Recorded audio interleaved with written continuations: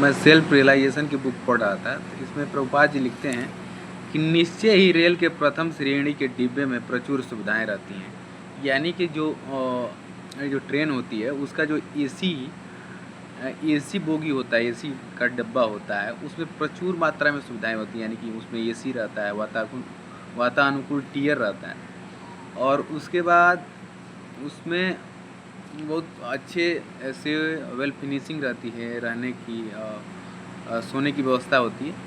परंतु रेलगाड़ी अपने गंतव्य की ओर यदि न बढ़े तो उस वातानुकूल डिब्बे से क्या लाभ है। मतलब प्रभुपाद जी यहाँ कह रहे हैं कि अगर रेलगाड़ी उसमें एसी कोच है, उसमें एसी में हम बैठे हैं, लेकिन वो एसी कोच आगे बढ़ नहीं रहा है, उसी प्लेटफॉर्म पे है, तो उस एसी के डिब्बे की उस एसी के डिब्बे का कोई मतलब है नहीं।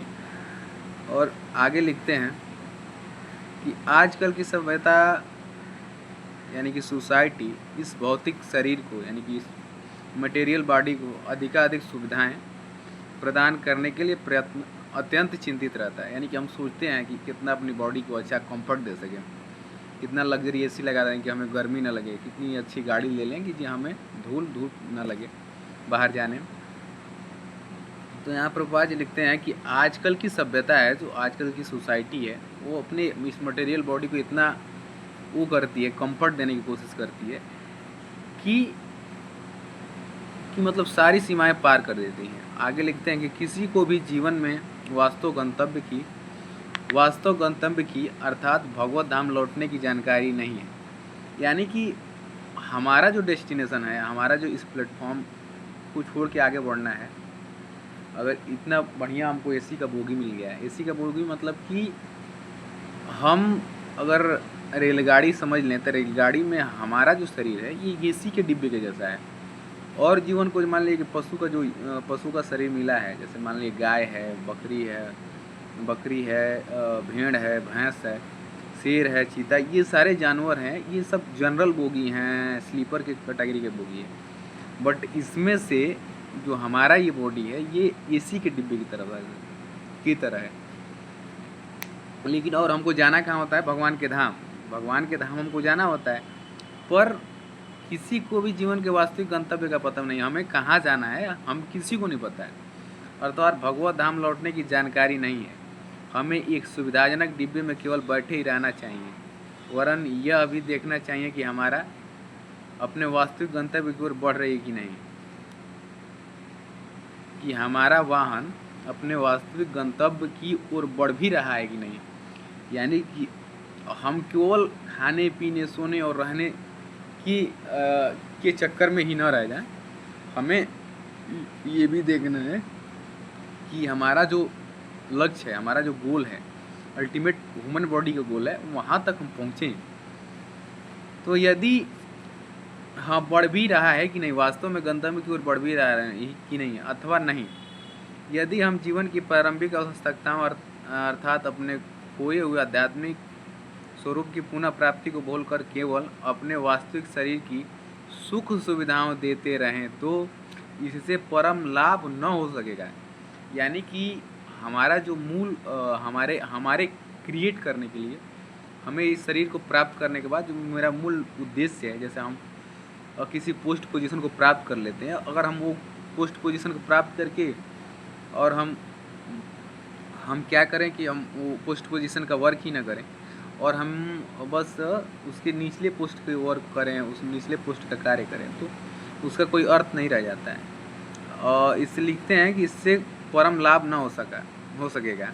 मानव जीवन रूपी नाव की रचना ही इस प्रकार हुई है कि इसे परमात्मिक गंतव्य की ओर अवश्य बढ़ना चाहिए। जो हमारा ये शरीर है, हमारी रचना ही इसीलिए हुआ है कि हम लोग इस डिवाइन चीज़ों को समझ पाएँ और उसकी ओर बढ़ पाएँ। दुर्भाग्य से यह शरीर भौतिक चेतना की 5 प्रबल श्रृंखलाओं से बंधा हुआ है। आध्यात्मिक तत्वों की अज्ञानता के कारण इस भौतिक देह के प्रति आसक्ति रहना, शरीर का संबंध होने के कारण स्वजनों से आसक्ति रहना। शरीर से संबंध हो जाने से कारण स्वजनों से आसक्ति का मतलब ये, अब हमें ये ह्यूमन बॉडी मिल जाता है, तो ये ह्यूमन बॉडी मिलने का मतलब किसी न किसी के द्वारा हम उत्पन्न होता है, तो उससे एक क्या होता है कि एक एक अटैचमेंट बन जाता है। शरीर का संबंध होने के कारण स्वजनों से अटैचमेंट बढ़ जाता है, आसक्ति बन जाती है। जन्म, भूमि तथा घर की वस्तुओं, भूमि संपत्ति, व्यापारिक कागजात इत्यादि जैसी भौतिक संपत्ति से भी आसक्ति रखना, भौतिक विज्ञान के प्रति आसक्ति रखना, जो सदा ही आध्यात्मिक प्रकाश के अभाव के कारण रस में बना रहा है। पूर्ण पुस्तकों में भगवान तथा उनके भक्तों को जाने बिना धार्मिक रीति अनुष्ठानों से आसक्ति रहता है।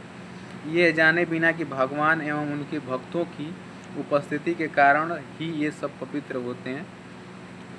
श्रीमद् भगवद गीता के 15वें अध्याय में मानव समाज रूपी नाव को बांधे रखने वाली इन आसक्तियों को विस्तार से व्याख्या की गई है। वहाँ इन आसक्तियों रूपी श्रृंखलाओं की तुलना में गहरी जड़ों वाले एक वट के वृक्ष से की गई है, जो अपनी दृढ़ स्थिति को भूमि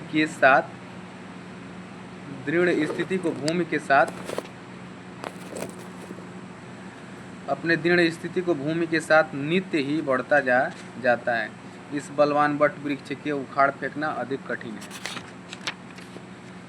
परंतु भगवान इसके लिए निम्नलिखित विधि की संतुष्टि करते हैं। इस वृक्ष के मूल रूप से प्रतीति इस संसार में नहीं हो सकती है। इसके आदि अंत आधार को भी कोई नहीं जान सकता है, परंतु इस वृक्ष को दृढ़ निश्चय के साथ वैराग रूपी शास्त्रों के द्वारा काट कर फिर उस स्थान को खोजना चाहिए जिसे प्राप्त होकर संसार में पुनः नहीं आना पड़ता है। यानी कि यहाँ प्रभुपाद जी लिखते हैं कि हमें जो वैराग रूपी शास्त्र है उससे हमें रिसर्च करना चाहिए, उनके द्वारा पुनः नहीं आना पड़ेगा, जिससे हमें इस संसार में पुनः नहीं आना पड़े। वहाँ परम धाम में पूर्ण पुरुषोत्तम भगवान की शरण लेने चाहिए। जब हम स्पिरिचुअल वर्ल्ड में होंगे और भगवान के साथ में होंगे तो वहाँ शरण हमें लेनी चाहिए, जिनसे प्रत्येक वस्तु का आरंभ हुआ है और जिनमें आदिकाल से प्रत्येक वस्तु निवास करती है। हरे कृष्णा, धन्यवाद।